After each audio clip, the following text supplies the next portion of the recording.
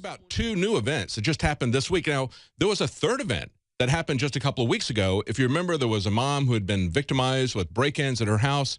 She got a surveillance camera. She got a gun. She protected her children from 3 thugs who were trying to do a home invasion.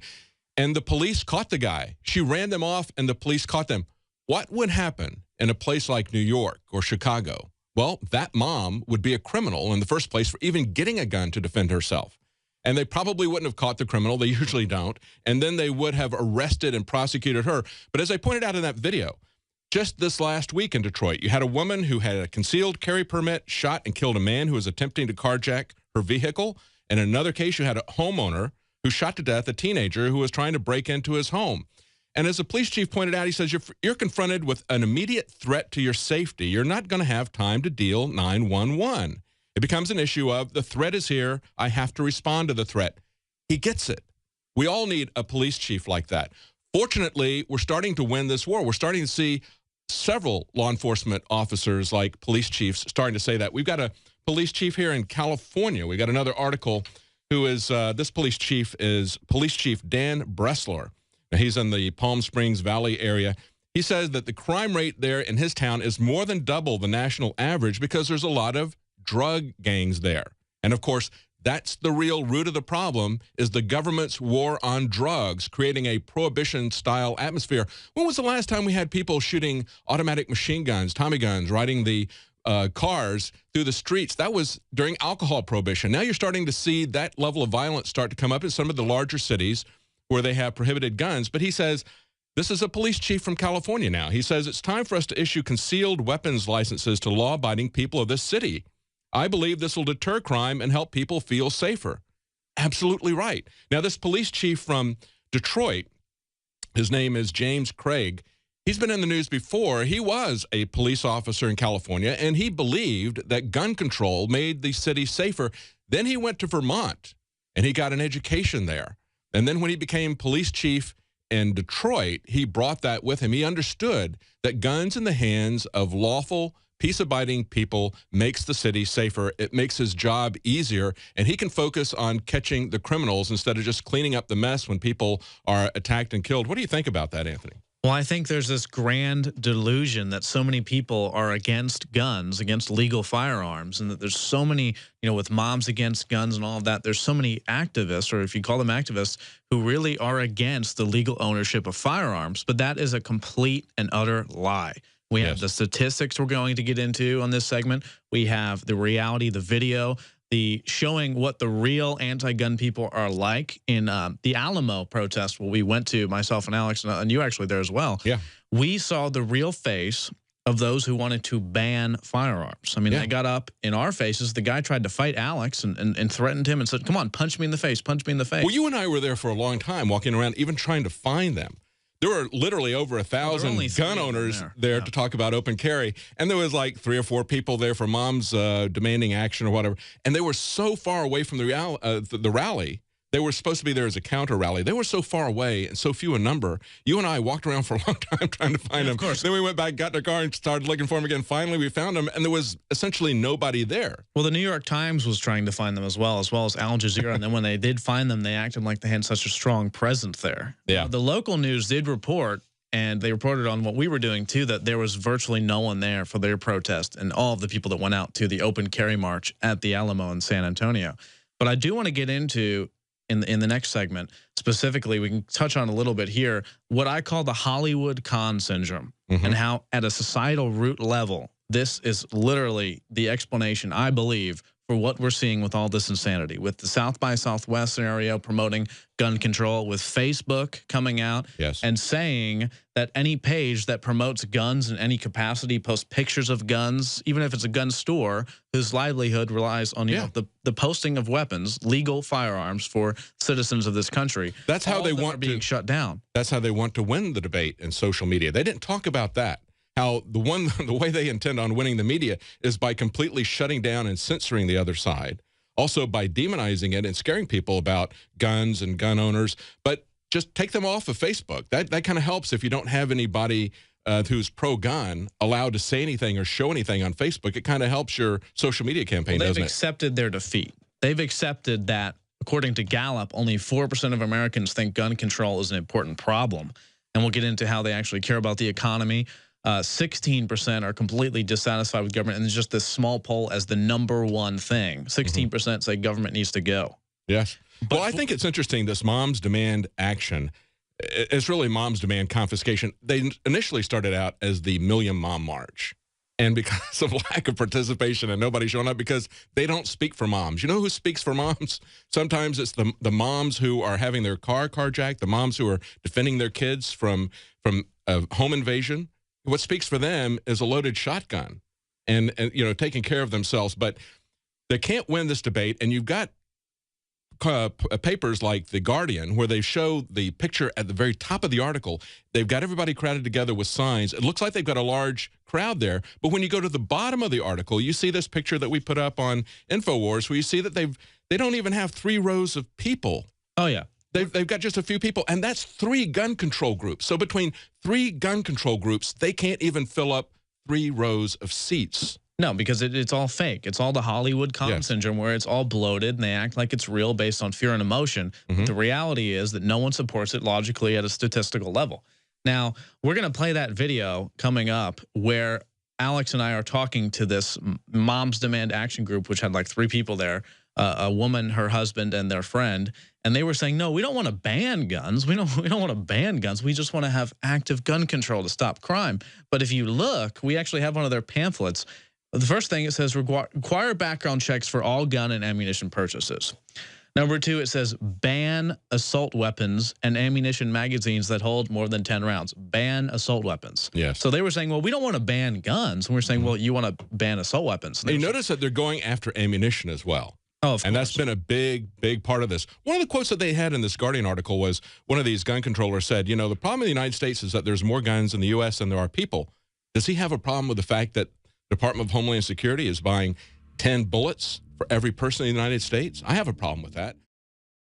The globalist social engineers are not just targeting us with propaganda. They are manipulating our genetics. We are being targeted at every level by estrogen mimickers that lower our testosterone and other hormones and natural compounds that the body needs. After consulting top doctors, nutritionists, pharmacists, and others, we have developed what I believe is the ultimate non-GMO organic super male vitality formula, sourced from powerful organic herbs and then concentrated for maximum potency. Super Male Vitality was developed to activate your body's own natural processes instead of using synthetic chemicals. Super Male Vitality by InfoWars Life is so powerful that I only take half the recommended dose. For a limited time, we are offering 15% off Super Male Vitality at InfoWarsLife.com to introduce you to this powerful supplement. Visit InfoWarsLife.com today to secure your Super Male Vitality. InfoWarsLife.com.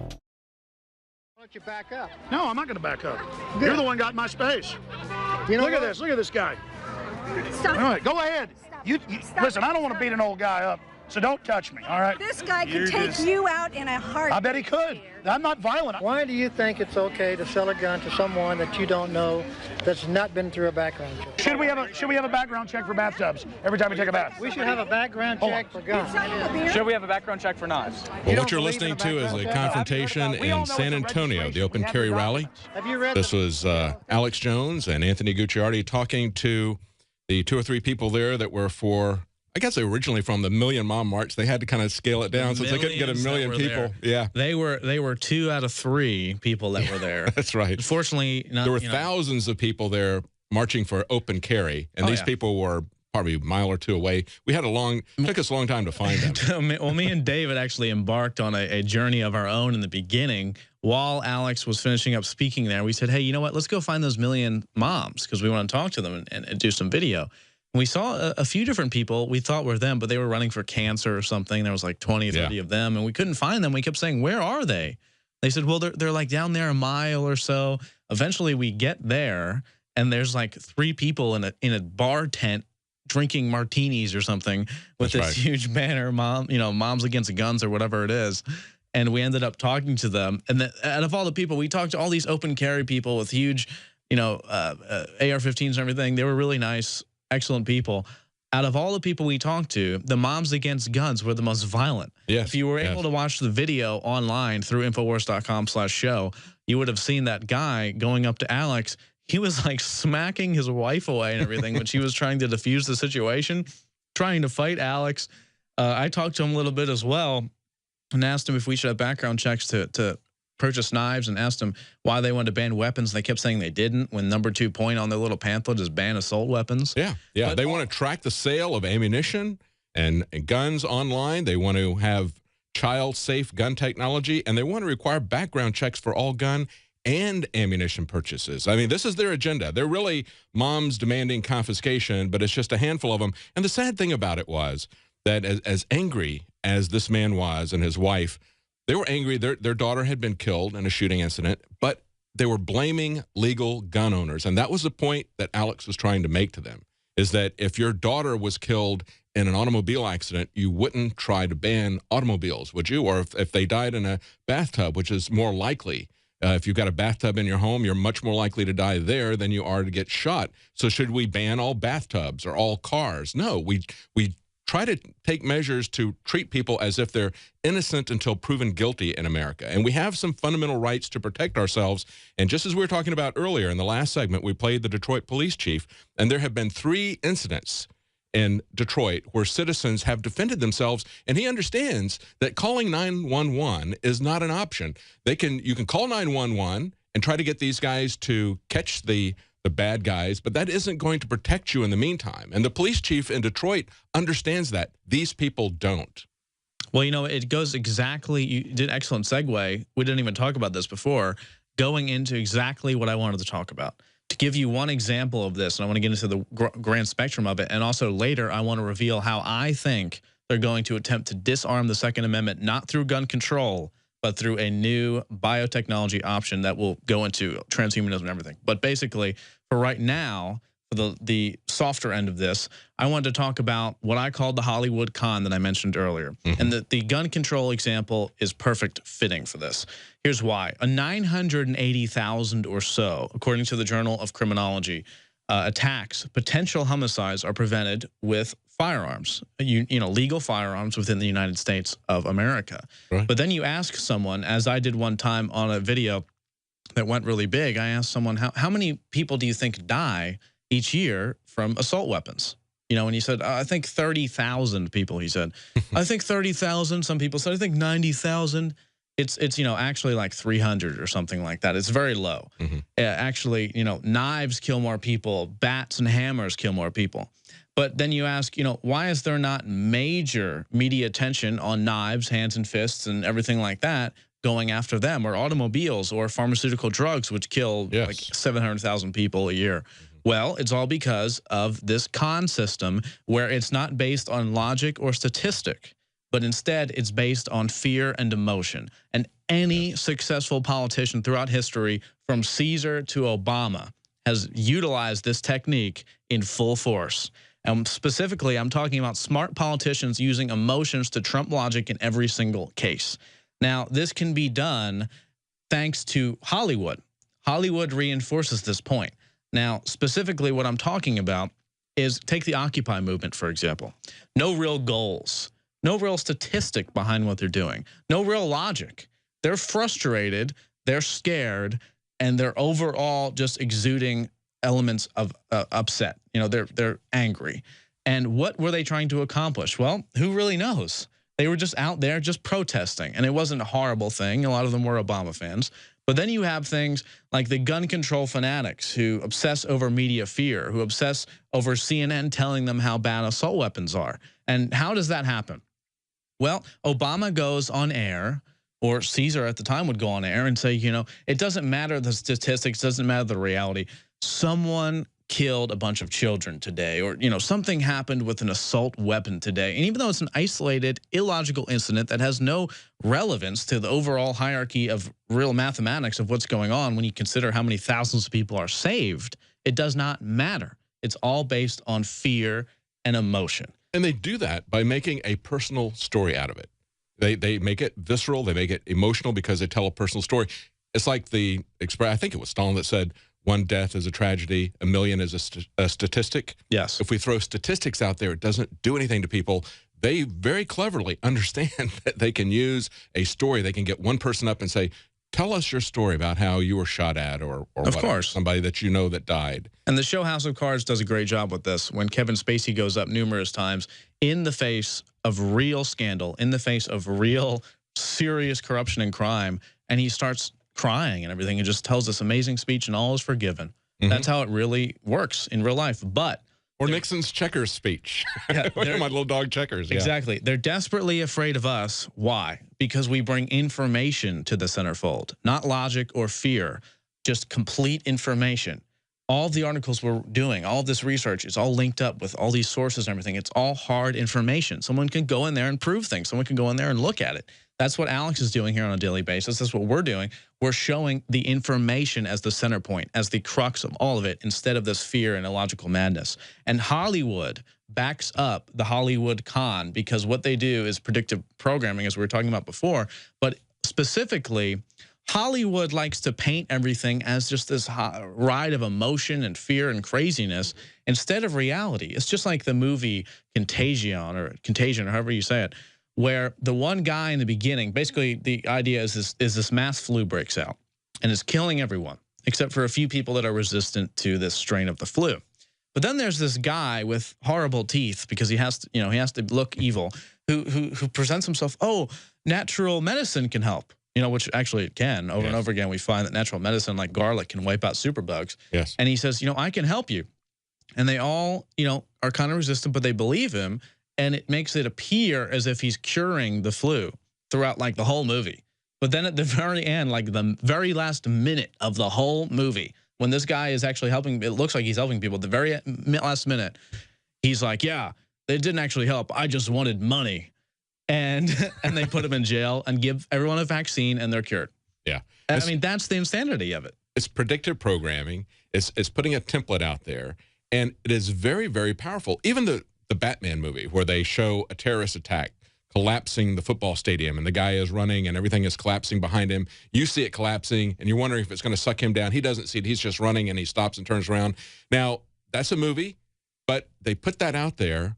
And then when people go to the NFL games and they get treated like slaves, have hands put all over them, tell them, you can't bring in anything in here unless it's in a transparent little box. And they subconsciously, I think, will go back to yeah, that's right. Yeah, something like that could happen. You know what I'm saying? It plants that into your subconscious or even into your conscious. You consciously think about that. And it's very, very effective to do that. It's multi-pronged. There's a web.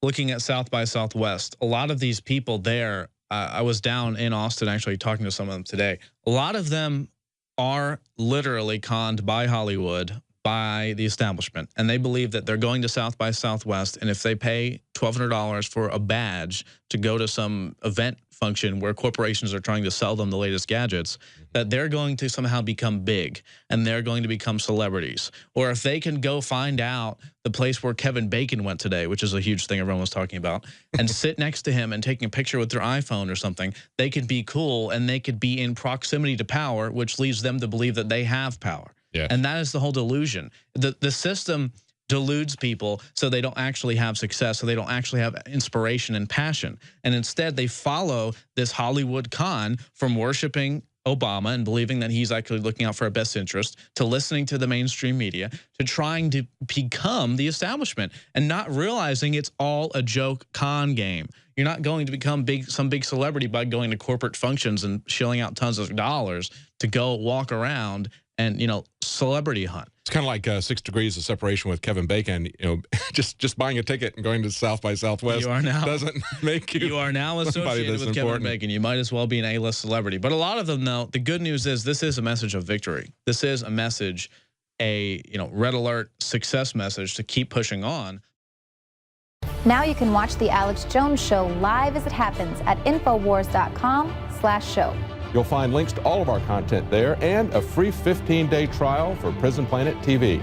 More than 60 movies and documentaries all in one place at Infowars.com/show.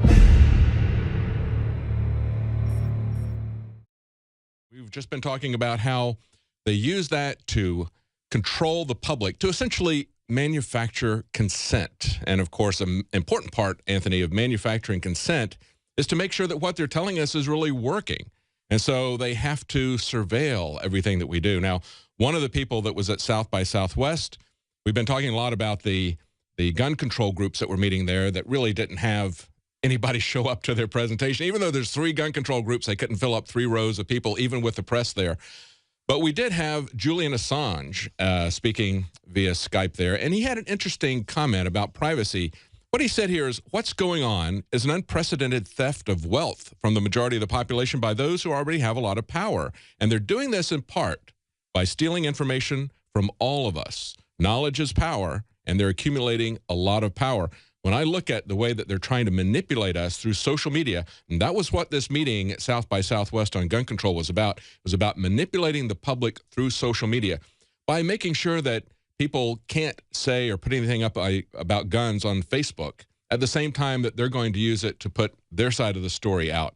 It's a massive transfer of power. They're trying to control people, and they also want to see if people are buying their message. That's really what all this metadata is about, isn't it? Their actions signify a message of victory and success, because we see them scurrying, freaking out, teaming up with Facebook to censor everyone posting pictures of themselves with weapons. By the way, I did that today. Great response. Everyone needs to fight back against Facebook, who's saying you're not allowed to post pictures of firearms, even if you're a gun shop. You're not allowed to do anything with firearms because they've teamed up with these Moms Against Guns and everything. You're not allowed to do that anymore. I've started doing it.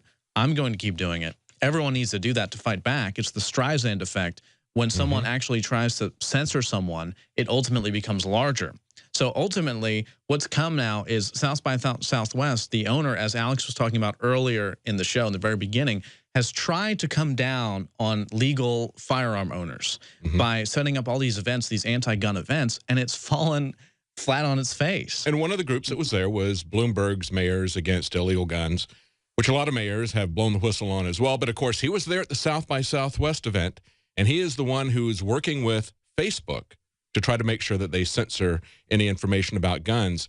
Yeah, it's just not going to work. It's going to go the same direction that Piers Morgan went. That's when exactly they tried to shove things down everybody's throat. What happened to them? If Facebook tries to do this, you're going to see Facebook plummet as a platform. Exactly right. And they're not going to be able to contain all the people posting pictures of guns, legal firearms, and all the reality and statistics. In fact, instead of just posting ourselves with guns, which we should do, and I've already begun doing, we should start posting the statistics over and over and over and over again so people see the statistics, because that's what they're ultimately afraid of. They don't want to talk about logic or reason or statistics, as I talked about earlier. They want to censor everyone and make everyone afraid of assault weapons because they're scary looking. But it reminds me now, they're losing, and they know they're losing. We're going to get into how the scientists now admit that Fukushima has already hit the West Coast and it's already coming in waves. We told you that 2011, 2012. We were called crazy. And Obama, we're going to play the clip of Obama saying that that would never happen. But specifically, you were telling me at CPAC, a journalist was detained for just trying to get a book signed, and that tell us. Yeah, this is Dan Dix from Press for Truth, and he was in line. He had a book that was written by Newt Gingrich, and he wanted to get Newt Gingrich to sign his book, and he was going to get a quick question in to Newt Gingrich because, of course, if you're an alternative journalist, you're not going to get an audience with His Majesty. That's the way they control the press, is through access. You are watching the best of the Alex Jones Show, weekdays from 11 a.m. to 2 p.m. Central. Watch live at Infowars.com/show or become a member of InfoWarsNews.com and help us take resistance to the next level.